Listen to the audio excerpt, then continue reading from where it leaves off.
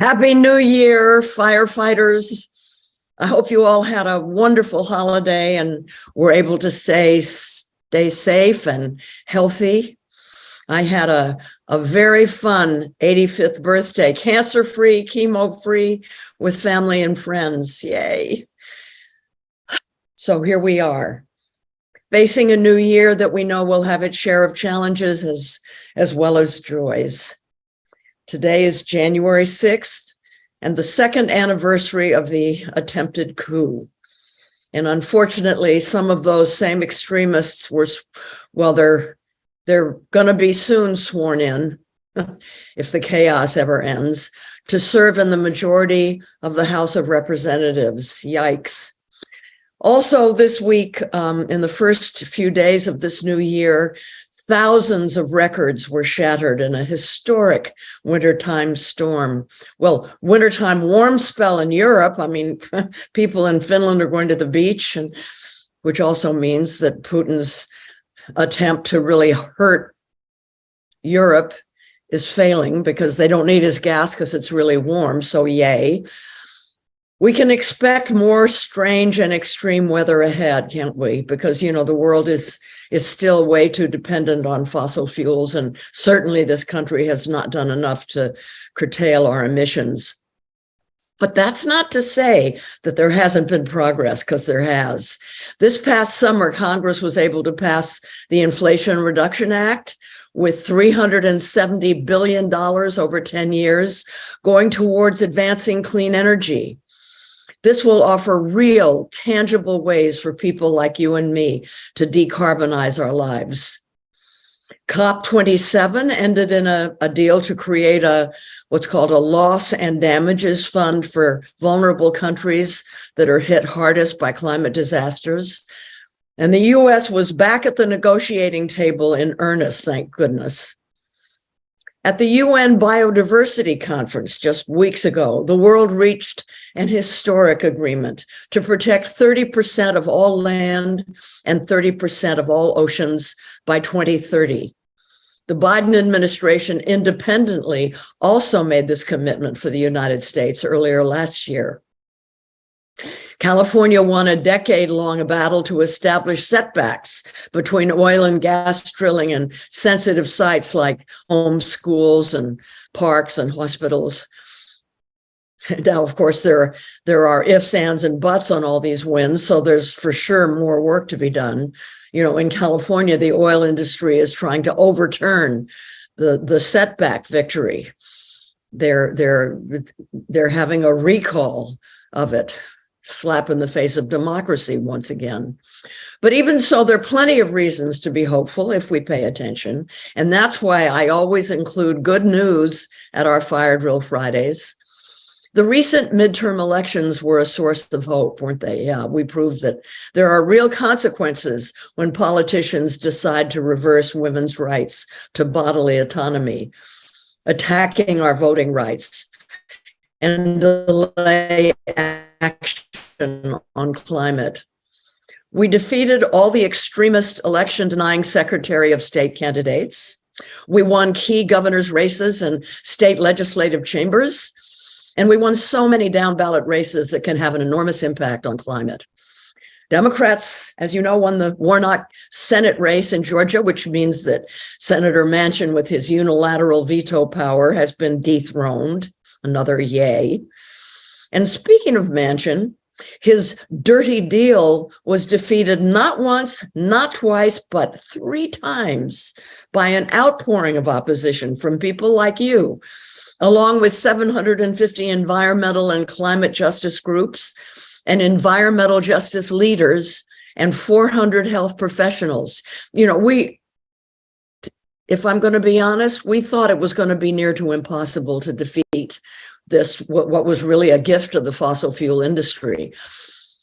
It was disguised as a permitting reform bill, but this is what happens when we organize and join together.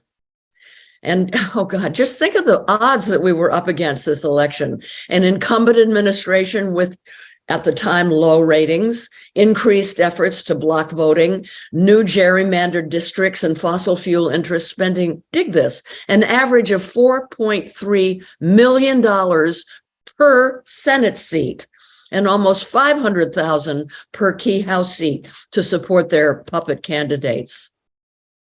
Yeah, we lost the House. We lost the House by a tiny margin. But the fact that we did so well and Democrats got so close to holding the House despite the odds is really important to bear in mind, and is, again, the result of people organizing for people power. Thank you all for the role you played in this. Now, today, despite big oil's relentless and well-funded disinformation campaigns, a record high 70% of public opinion in this country supports climate action. 3% of Americans polled, representing 8.6 million people, even say they would commit civil disobedience on climate if asked by someone they liked and respected. That's our goal with Fire Drill Fridays, right? Inspire and mobilize all those millions of people to move from concern to action. And that's why it's so important to keep talking to everyone, everywhere, all the time about the climate crisis. The need for people to not just concerned, but to take action by joining together with others in national organizations like Greenpeace, Fire Drill Fridays. We have to get together, even if it means at the local level, because the fossil fuel industry never stops, never gives up, and neither can we. Humans have already wiped out 60% of all mammals, birds, fish, and reptiles. It's being called the sixth great extinction. Every one of us risks being traumatized by what is happening to our planet. And we need to understand that it's normal to feel anxiety and grief and trauma, especially for young people whose future has literally been thrown into question. It's only normal feeling sad and anxious. In fact, it's a sign of empathy and connection to our planet and its creatures. We must learn not to deny or drown out these legitimate feelings with workaholism or drinking or drugs or overeating, shopping. No, let's not withdraw into cynicism or despair and throw in the towel and say, it's too late and I can't do anything anyway, or assume that things are just going to somehow work out. No. The world's most respected medical journal, The Lancet, said recently, and I quote, recognizing that emotions are often what lead people to act, it is possible that feelings of ecological anxiety and grief, although uncomfortable, are in fact the crucible through which humanity must pass to harness the energy and conviction that are needed for the life-saving changes now required, unquote. So in this new year, let's learn to not rush past these challenging emotions or get hijacked by them. Let's look them straight in the eye, experience them in all their fullness, and then integrate them into our lives. And then let's figure out a way to live. Let's try to live in a way that matters. And that means joining with other people. You know, the best way to build resilience is to join arm in arm with others. As somebody, I don't remember who it was, once said, this is a way of transforming fear into radical hope. And, you know, hope doesn't just come along, right?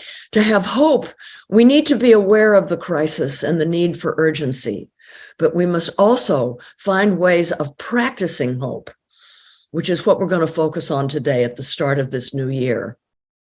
The idea of hope as practice rather than an emotion or a value has ancient roots in Buddhism and Buddhist philosophy. Hope is something that we do rather than have. You know what I mean? Here's what we have to do. First, we have to have a clear view of reality, which in this case means the climate crisis, which risks becoming an irreversible catastrophe if we don't cut carbon emissions in half in 8 years. That's a reality, okay? That's the first thing we have to do is face reality, understand it. Secondly, we have to identify what we hope for, which in this case is doing what I just said, working to cut emissions in half by 2030, plus building a whole new green energy infrastructure in time to take over, and then totally phasing out fossil fuels by mid-century in 2050. It's important to note this. I didn't say we must turn off the spigot now. I said phasing out. Why is that important? Because opponents, our opposition, always say that we climate activists want to immediately stop fossil fuels, which makes us look irresponsible. So phasing out, that part of it is important to keep in mind when discussing climate. Okay? The third step, the first was facing reality. The second was setting goals. The third step is we must the third step that we have to take is to move ourselves and our whole situation in the direction of the goals, which means we have to inspire and mobilize enough people to take bold action and demand that our elected officials enact the needed policies and bills to make it so. So, face reality, set goals, act with others to make them come true. Rather than weighing our chances and proceeding only when we feel hopeful, we focus our intention on our goal and let it be our guide. As Indigenous human rights lawyer and writer, the wonderful Julian Aguan says, quote, "We must fight the fights. We mustn't just fight the fights we know we can win. We must fight the fights that need fighting." Let me tell you the story of how I did this, okay? How I overcame despair. See, I'm a glass half full kind of gal. I hate to admit it. I come from a long line of depressives, and I've spent big periods of my life very depressed. When I became an activist in 1970, my depression lifted for years at a time. In fact, I became a very different person. But in 2019, I was really depressed. I'd been an environmentalist for a long time, but I knew that the climate crisis was worsening and I wasn't doing enough. That summer, the sky in Los Angeles, where I live, was a dark orange-brown from the wildfires up north. The temperatures, even in Los Angeles, reached 112 degrees. I read that birds were falling out of the sky dead. See, climate warming was causing them to migrate early, and the fires up and down the food and water-rich coast, the western coast, had forced them to fly over the arid, parched deserts of New Mexico, Arizona, Texas. I'm a bird lover, and I cried for days. I couldn't sleep. I bought a bird bath, a bird feeder, for my little tiny postage stamp of land. And yeah, it made me feel better, but I knew it didn't really make a difference. Then, that Labor Day, 2019, I read Naomi Klein's new book, On Fire, The Burning Case for a Green New Deal, and everything changed. First, I have to admit, I hadn't been paying close attention to what the scientists were saying, climate scientists. I was too focused just on solar panels, electric vehicles, wind turbines. But what the book did for me is that it laid out very clearly and succinctly what we had to do. We have to keep warming levels to no higher than 1.5 degrees Celsius above what it had been before the Industrial Revolution when we first started burning fossil fuels. Then they said, the scientists said, back then, we have 12 years to cut our carbon emissions in half in order to keep the warming at that level and then gradually phase out by mid-century. Aha, I thought, these are concrete goals to work for, and that mattered. Naomi also wrote about Greta Thunberg, quoting her saying, quote, "We are in a crisis, but people aren't behaving like it's a crisis. If their house was on fire, all they'd be thinking about is putting it out. Well, our house is on fire. We must leave our comfort zone and act," unquote. that did it for me. Everything became laser focused. I knew immediately that I had to do something that would get people's attention. See, I have a platform. I had to put my body on the line. I had to do something dramatic. So I called Annie Leonard, director of Greenpeace US, and with her guidance and input from Bill McKibben and Naomi Klein herself and other movement leaders, Fire Drill Fridays was born. I moved to DC and committed myself to engaging in civil disobedience and risking arrest every Friday.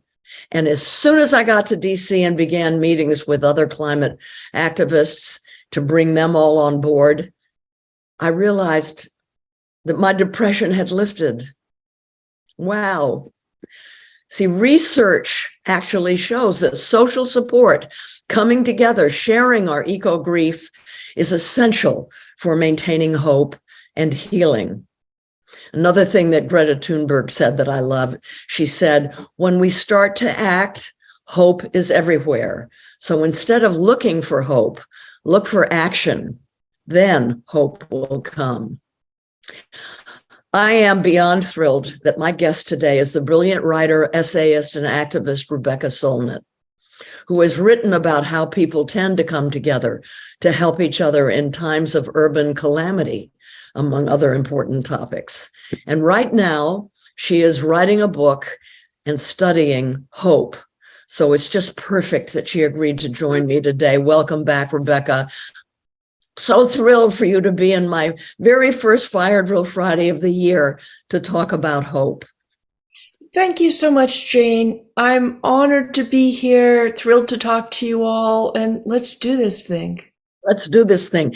So I want to know, do you agree with what I just said, that hope doesn't just come along, that it's a practice? Yeah, I think that a lot of people want hope to be something that's handed to you because you know that the future is safe and guaranteed and you don't really have to do anything about it. And that's not what it looks like. Hope is a commitment. It's an orientation of the spirit, as I think Václav Havel said. Mariam Kaba, the great anti-prison activist, said hope is a discipline. I think the argument against hope often confuses it with optimism. And for me, optimism, pessimism, and cynicism are really all different faces of the same thing. This idea that we know what the future is going to be, it's already been decided, and therefore nothing is required of us because it's going to happen anyway. It's a way of saying we have no power. And I think for those of us who live in relatively comfortable and safe situations, it's a cop-out. It's a form of relieving yourself for responsibility for making that future. The future is always profoundly uncertain in crucial ways. What we do in the present shapes the future. And so we have a responsibility in the present because we have power, because the future is not yet written. We're writing it with our actions in the present. So it's also something, I think a lot of Americans have weird ideas, or sad ideas really, about power and change. Living in a country that's had the same government for 2.5 centuries, people believe nothing really changes. I think a larger amnesia about history and even the change in the last 10 and 50 years feeds that. And we get told all the time by the powerful and the media that serves them that change is something that comes from the top and is handed down to us. Whereas mostly that's where it ends up, not where it begins. The Supreme Court in 2015 legalizes marriage equality, not because the Supreme Court is full of super progressive, nice people, but because queer people had so changed the very fabric of consciousness, values, belief itself through decades of incredibly courageous coming out of the closet, showing up as who they were to family, friends, co-workers, etc., that what had seemed inconceivable and then illegal, outrageous, came to seem reasonable and normal. And so the Supreme Court was the very end of the process, not the beginning of it. They ratified a reality that had been created by millions of people whose names will never be known, but who changed the country and in some ways the world, because so many other countries followed suit in that era. So power and change, your theories about them really matter. But I also think it's about who are you? What are you bringing to the party, in a sense? I look at a lot of Americans and it's like we're at some potluck, to use a pretty kind of suburban Midwestern metaphor for reality. But it's like, what are you bringing to the potluck? Telling us we can't win, that our efforts are futile, that we're naive. And like, is that your valuable offering? Is that who you are? So I think it's partly about who you are. AOC said this beautiful thing on one of her Instagram lives not long ago, talking about what she learned at Standing Rock. She said, "From there I learned that hope is not something you have.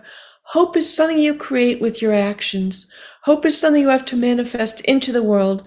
And once one person has hope, it can be contagious. Other people start acting in a way that has hope." And that's something I think about a lot and how I show up in the world. Emotions are contagious. Gloom, negativity, despair, defeatism are contagious. So even when I'm frightened and sad, that's not what I want to pass around for everyone else to chow down on. I want to look at the possibilities. I want to look at the power we have. And I want to look at the people who did extraordinary things even when they didn't really hope. And I was reading recently, the movement to abolish slavery 170 something years ago, in its beginning in the 1830s and 40s, these small groups of people, plus all the enslaved people, didn't look more powerful than the incredibly dollar valuable, grotesque institution of slavery and the status quo that normalized and supported it. You see these women in Concord, Thoreau's aunts and sisters, selling aprons and pincushions to raise money for the cause. Who the hell thinks you're going to change your country with pincushions and aprons sold at a little bazaar? They did. The slaves themselves somehow acted as though they could be free with no clear, obvious route to it. So I think even when there isn't hope, even when there isn't an obvious way forward, acting as though there is how you create the space in which hope is possible. And then you create the space in which change is possible. So yeah, short version, I totally agree with what you said. Wow, that's so interesting thank you for that. Thank you. So let me ask you this. We both know that because of the heat that's, already baked in with global warming, there's going to be more extreme weather events for some time to come. Fires, floods, droughts, hurricanes, freezes, you name it. And more people here and around the world are going to be displaced. It's going to be very hard, I think, for people not to feel despair. So what are your sources of hope, Rebecca? And I am devastated by the damage already with us, floods in Pakistan, California fires, the profound damage that's already impacting the ocean. It's heartrending, but it just motivates me to keep doing the work. We can't win everything. It's too late for that. But if we work hard, we won't lose everything either. I feel like those of us who lead secure and comfortable lives, those of us in the United States, as opposed to South Pacific Islands or Pakistan, Nepal, the Arctic. Okay, some people in the US are in the Arctic, indigenous people, seeing the permafrost melting and the sea level rising. But I feel like those of us in the comfortable and secure places, we don't have the right to give up. And I see the most threatened, the most vulnerable people not giving up. And I would be ashamed to give up when indigenous people around the world haven't given up after hundreds of years of genocide, after being some of the people on the front lines of climate. So it's partly just like, that's what it means for me to have integrity. But my hope actually comes from learning from the past, seeing that ordinary people come together can be more powerful than the institutions, the elites, that we can change the world, because we have in thousands of ways, in thousands of places and times already. I also have learned from the past that change does not look like we do something on Tuesday and they hand us everything we demanded on Wednesday. I see a lot of people wanting instant results, give up because they didn't get them. And I talked about AOC. I want to tell a little story about her and Standing Rock that to me models how change works and how indirect and unpredictable it can be.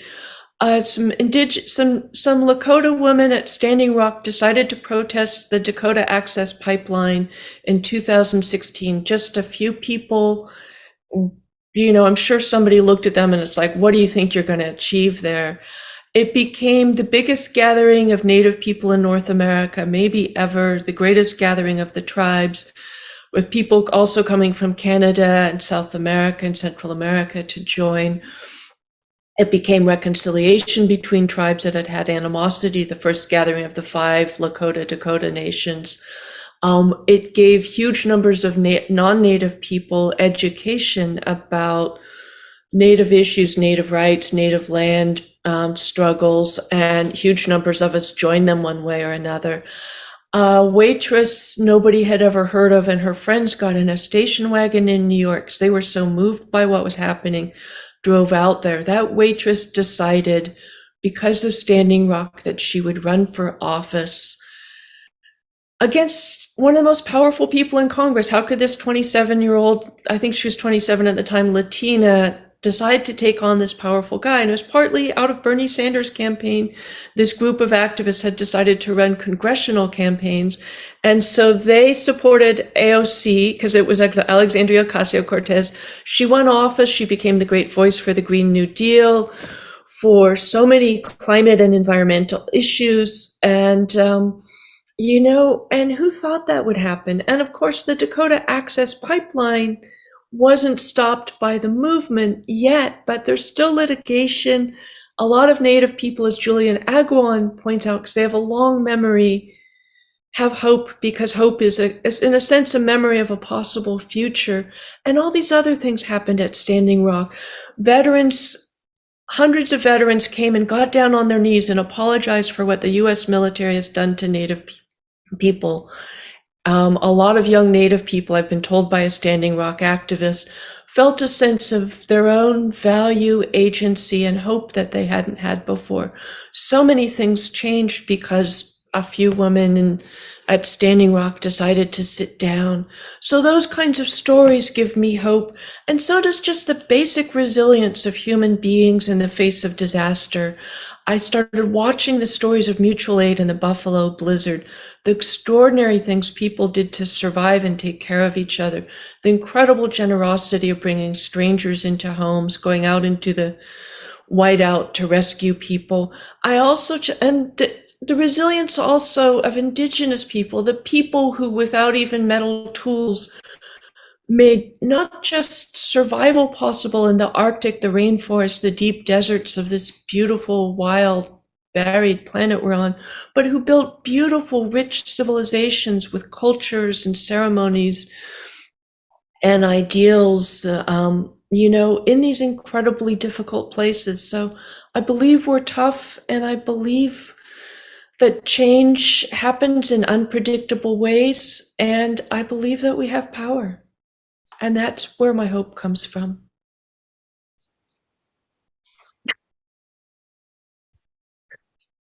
Let me just add, the other thing that makes me hopeful, and this is so huge, and I feel like people don't see it. I call myself a tortoise at the mayfly party, because mayflies live a day, tortoises live, 200 years.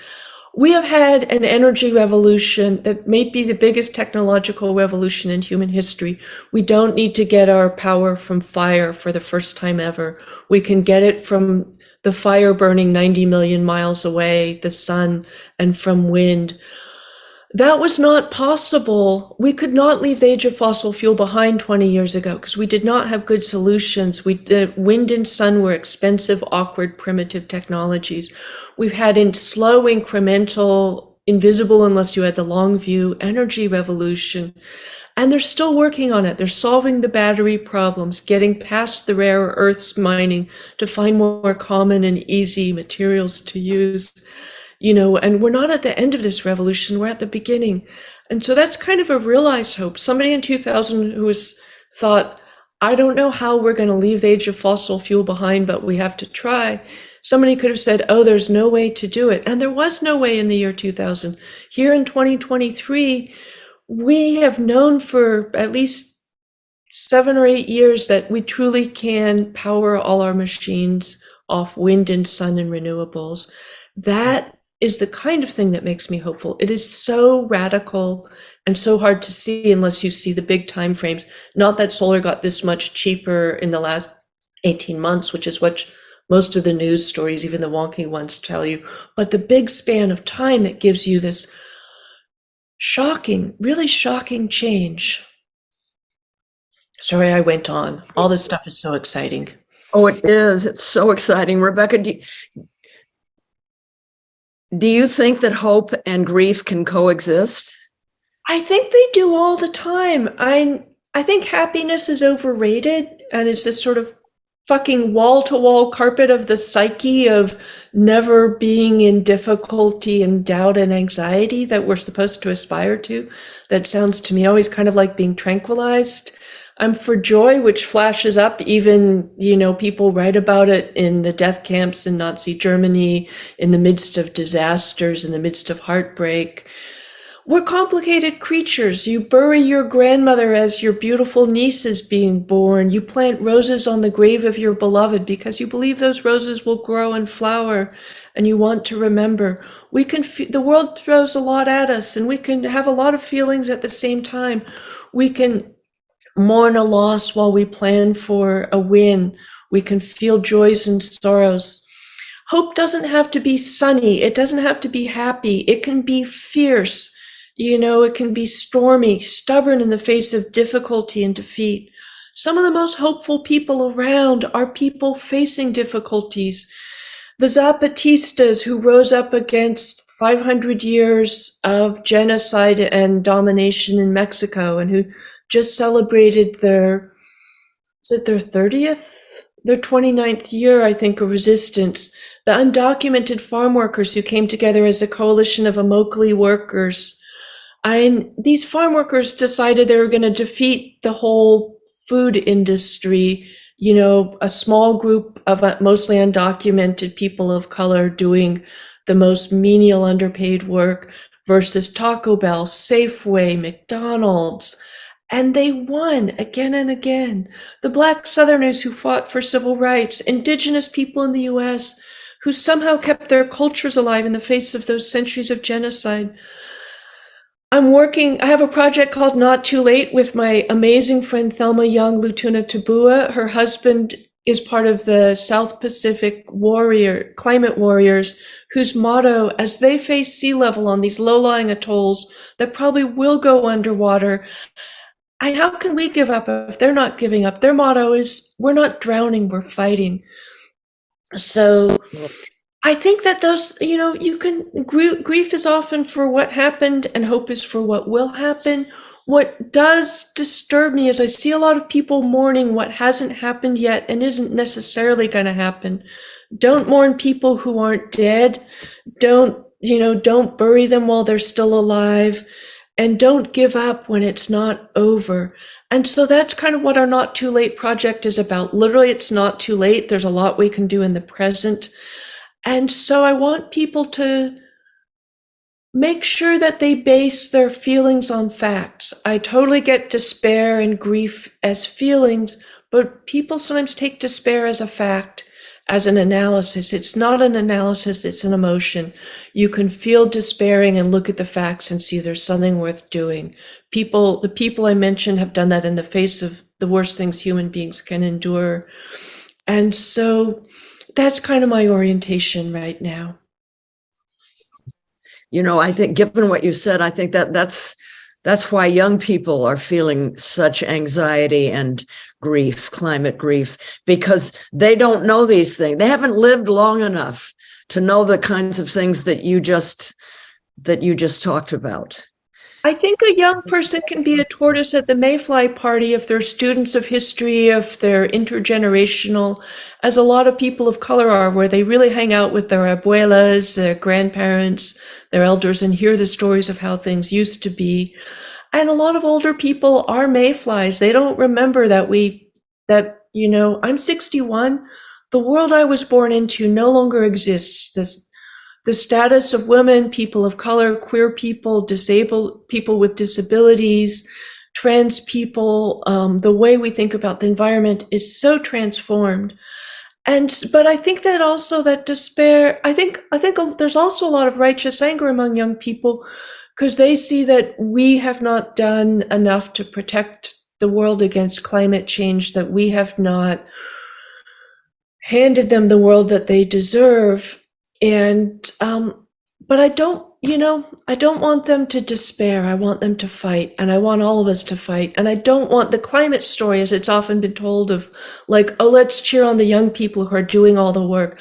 I love that you, Jane, at 8, having just turned 85, are showing such leadership. I love Bill McKibben's group, Third Act, for people over 60, doing the climate work.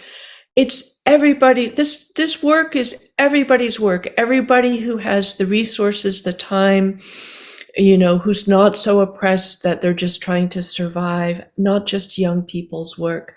And I think that we who are old, who won't live to see the 22nd century, need to work for those people who will. I'm an aunt and great aunt many times over. I love those kids wildly, and I want them, some of them are going to be around if they have a normal lifespan in the 22nd century. And I want those lives to be good. I want this earth to be good. I want the species to be here. I want the patterns to be here. I want to do everything we can to do that work to make it as good as it can be. It won't be perfect. It won't be the world of 1492 ecologically, but it can be full of beauty, full of life, full of diversity, full of possibility. And if we do what we need to do. You've written that hope locates itself in the premises that we don't know what will happen. And then in the spaciousness of uncertainty is the room to act. Would you talk a little bit more about that? Yeah, I think a lot of Americans have a real aversion to uncertainty. It's partly that we're all supposed to know exactly what's going on, like all those people offering opinions without understanding the subject at all on social media. And but we're averse to uncertainty, and that's what the future is. One of my favorite climate movies is Terminator 2, where the motto is, the future is not yet written, the future is what we make. And, but so we stuff the void of uncertainty full of false certainties, of pessimism, optimism, cynicism, fake confidence, that's kind of a self-aggrandizement that we know exactly what's going to happen, in which case you're building yourself up, but in a way you're tearing the world and our power to shape it down. And you got to choose the world over yourself and become, as Pema Chodron says, comfortable with uncertainty, or at least on good terms with it, because that's what we've got. That's what the future is. And there's certain things we know, about what the future will look like, but there's still a wide parameter, best case and worst case scenarios. And I respect real despair, but as I was saying, despair is an emotion, not an analysis. And you see people in death camps, in refugee situations now, and I have a friend on death row who's one of the more hopeful people I know. My friend Jarvis Masters, actually a student of Pema Chodron's. He calls her mom, and she visits often. Uncertainty is sister to possibility. So, and our friend Roshi Joan Halifax talks about wise hope. And it would be foolish to think we can make climate change go away. It would be stupid to pretend it's not here. But it is not foolish to be hopeful about what we can do about it, about the energy solutions we already have, about the growth of the climate movement. And the biggest victory the climate movement has had, that will be the biggest victory we can have. As you were saying in your beautiful introduction, your powerful introduction, I believe we've won the battle of the public imagination.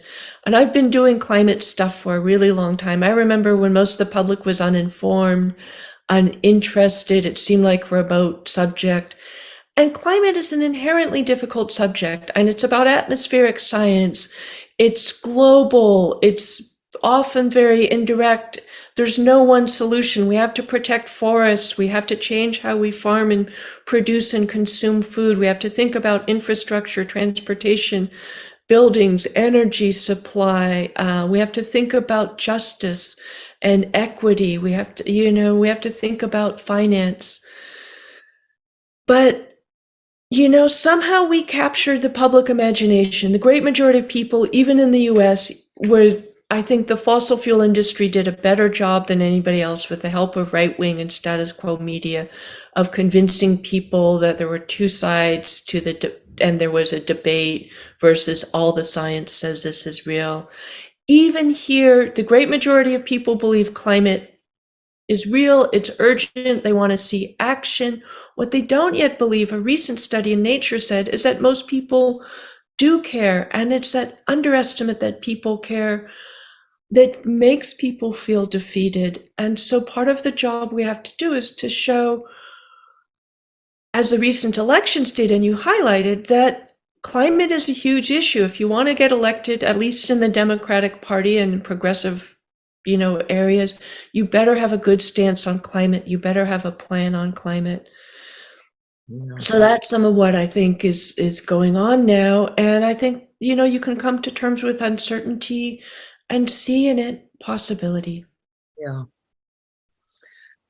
I think a big problem that we face here in this country is we've become disconnected from nature. We don't have time to analyze all of why that's happened. I think that when people learn more about nature, including animals, then we tend to treat them with more humility and respect. I had a ranch once that, a century ago was savanna. And then because European settlers came along and started putting out fires, the forest had taken over, and I cut down huge swaths of trees. Then I read The Secret Life of Trees and discovered trees communicate with each other because of subterranean microfungi. They help each other. They come to each other's aids. I mean, I started really regretting what I had done. And then, I used to love eating octopus. And then I saw my octopus teacher, which I'm sure you've seen. And I mean, I can't even conceive of eating octopus now. And when I see a restaurant serving it, I go in the kitchen and I talk to the chef and explain why he shouldn't. And the fact that octopus are sentient beings, they're very smart. They grieve, they play, they have fun, they have emotions. So my question for you, Rebecca, is how do we change, how do we rewrite the narrative so that people can reconnect with nature and all its sentient beings? What do you think the answer is?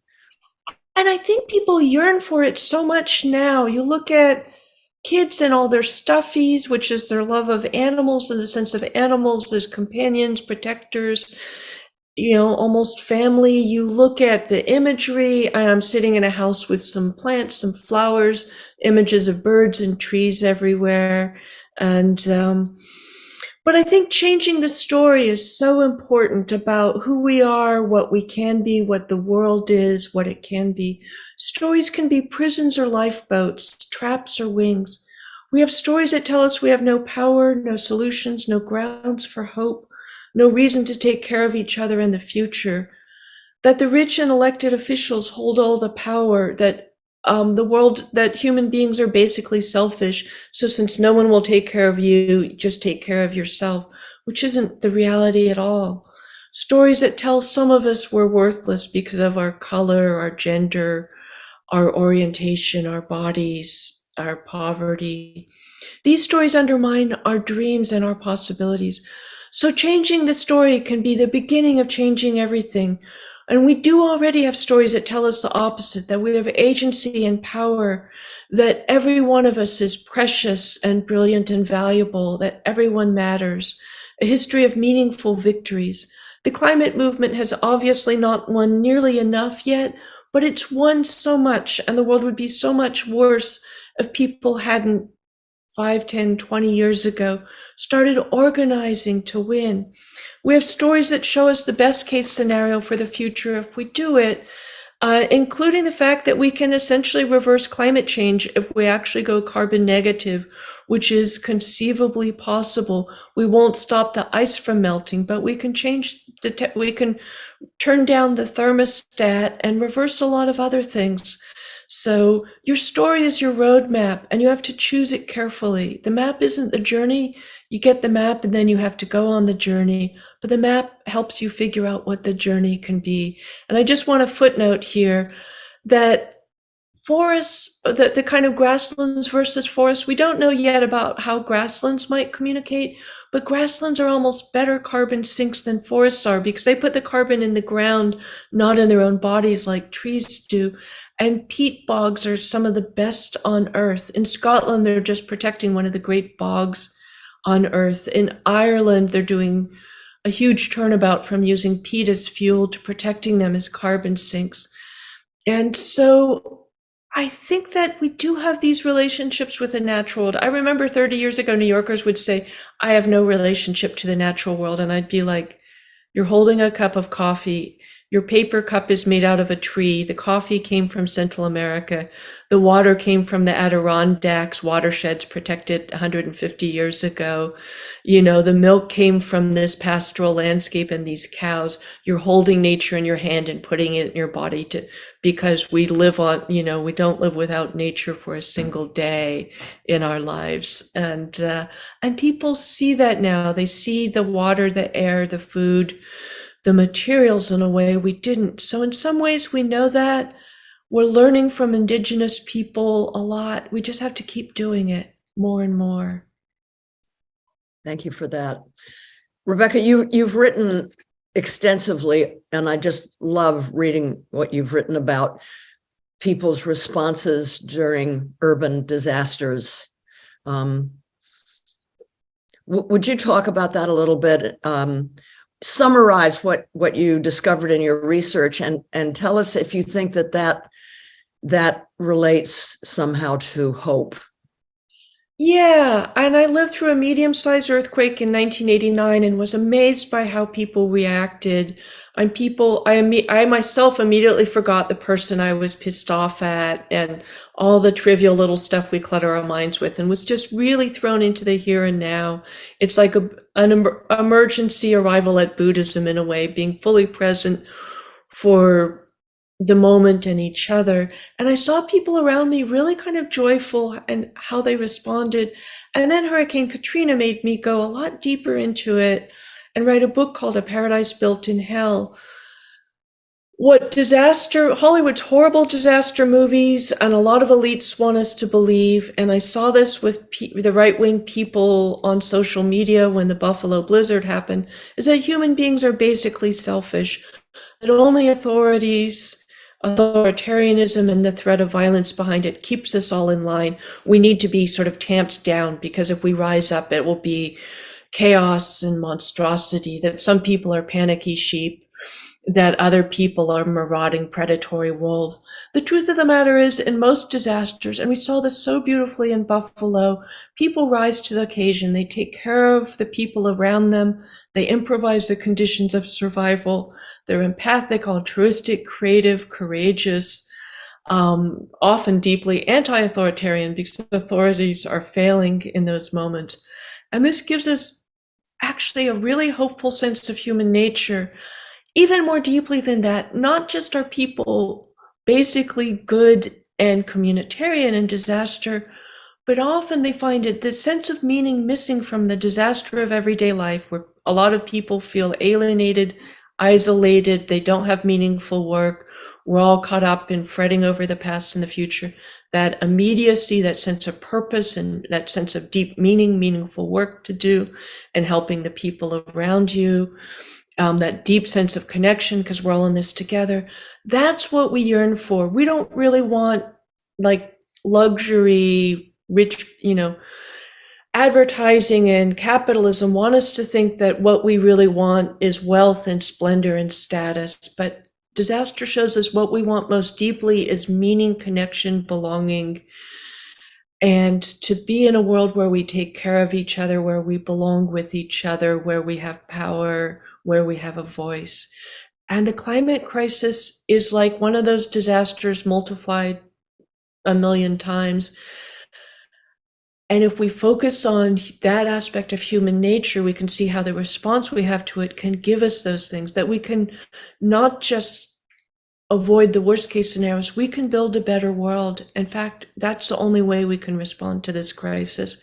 And so I find that actually exciting. And I look at the news every day, and every day there's news that dismays me. And every day there's climate news that I just find so exciting. And I believe in the sense of human nature because it's been proven in the crucible of disaster over and over again. That gives me such hope. Yes. This is a collective crisis, if ever there was one, and it requires collective solutions, which include coming together with love and in generosity. Where does anger fit in when it comes to the climate crisis? There's been a lot of celebration of anger, like a bunch of feminists saying it's our superpower and stuff. And I start with the fact that we call a whole lot of different things anger, and we mean different things by it. Anger is that sudden upwelling of adrenaline when somebody almost runs you over when you're riding your bike. It helps you get out of danger or respond to being attacked, and then it's gone. It's just in the moment of crisis. It can be, but it can also be this lifelong way of feeding your demons on resentment, and it can turn into rankling hate that rot your soul. Just as empathy enlarges your presence in the world, hate reduces it. It can be righteous indignation against injustice that's not really an emotion as much as a moral position. And that can be really positive and productive. It can be the ugly hate of racism and misogyny that leads to violence, as we've seen so often from white supremacists.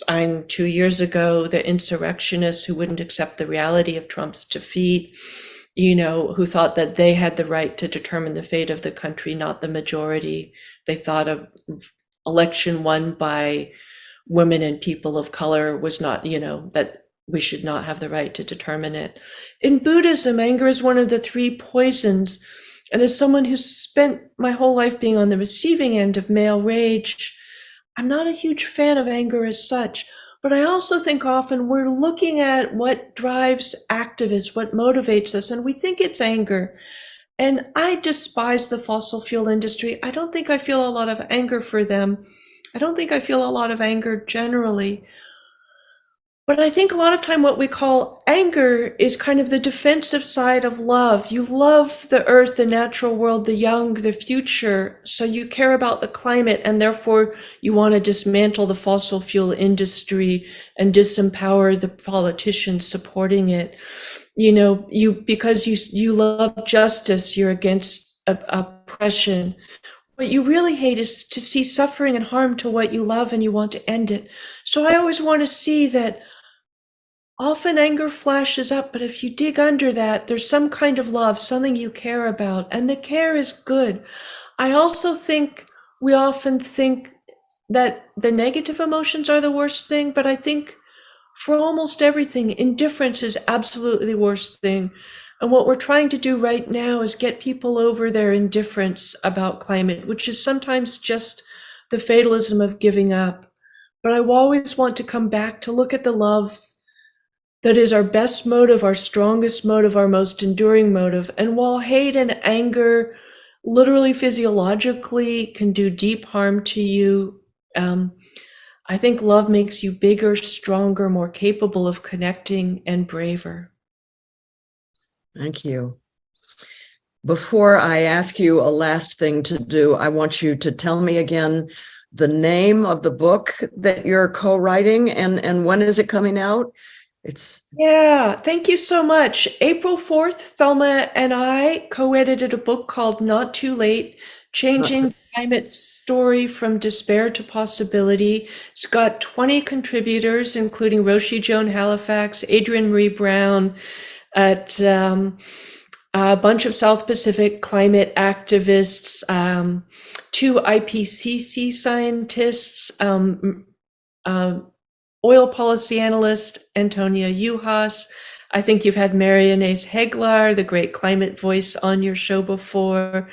All these amazing people. It's really our dream team. It's a bunch of short, accessible pieces about the facts and the frameworks, about what has been done, is being doing, can be done, about our theories of change.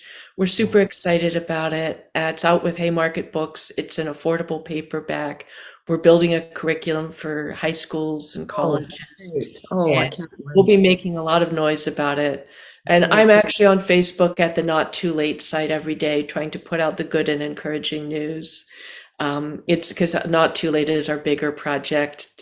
We've got a website at nottoolateclimate.com too. But yeah, it just felt like when I saw so much despair and defeatism, sadness, grief out there, I wanted to face it head on and to give people, as I've been saying this whole hour, good frameworks and good facts. And I find the facts of the situation ultimately hopeful, because they're like, we're in a very dangerous situation. A lot of terrible stuff is happening and will happen, but there is stuff we can do. There's stuff we can save.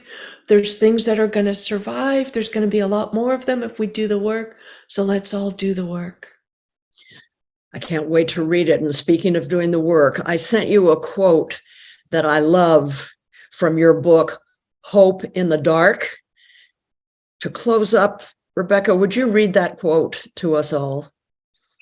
With pleasure. Thank you so much. And thank you for this whole show and for Fire Drill Friday. I still hope to get arrested with you in person one of these days. You'll get a chance. So I wrote, the sleeping giant is one name for the public. When it wakes up, when we wake up, we are no longer only the public.